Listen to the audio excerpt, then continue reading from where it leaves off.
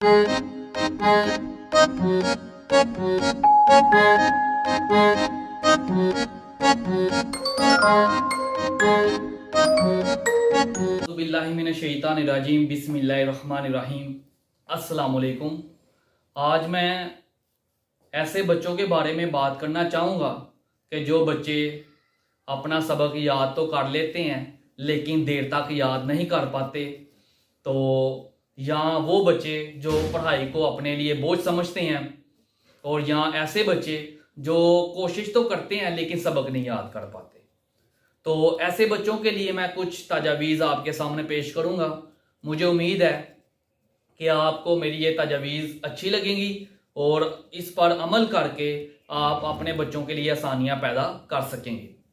सबसे पहले जो हमारे जहन में चीज़ आती है वो रट्टे की चीज़ आती है। मैं ये कहूँगा कि ऐसी चीज़ को जहन से निकाल देना चाहिए, क्योंकि जो रट्टा है, रट्टे से अगर कोई बच्चा समझता है कि मैं रट्टा लगाकर सबक याद कर लूंगा, तो ऐसा हरगिज नहीं होता। ऐसे रट्टा लगाने से नतीजा ये निकलेगा कि आपको अपना सबक जल्द ही भूल जाएगा। इसलिए रट्टे का जो तरीका है वो सबसे बदतरीन और बुरा तरीका है। आपने जिस भी टॉपिक को याद करना है, इसके लिए आपको अपना पूरा फोकस करना जरूरी होगा। तो टॉपिक को याद करते वक्त आपके जहन में कोई भी ख्याल नहीं आना चाहिए, क्योंकि अगर कोई ख्याल ज़हन में आ जाए तो आप अपने सबक पर फोकस नहीं कर पाएंगे।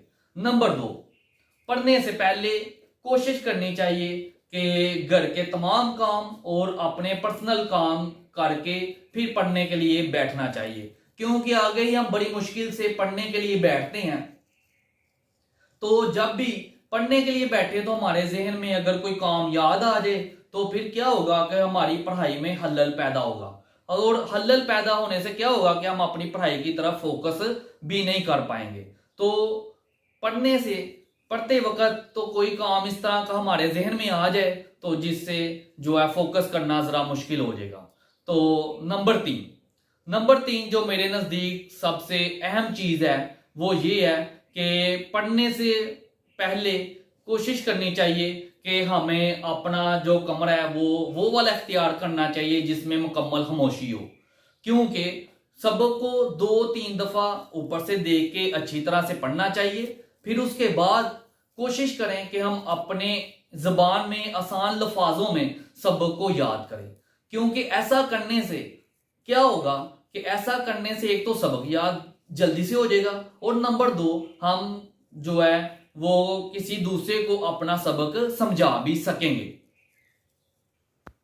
और चौथे नंबर पे जो मेरी तजवीज़ है वो ये है कि जिस भी टॉपिक को आपने याद करना है तो उसको कम से कम 2 बार जरूर लिखना चाहिए।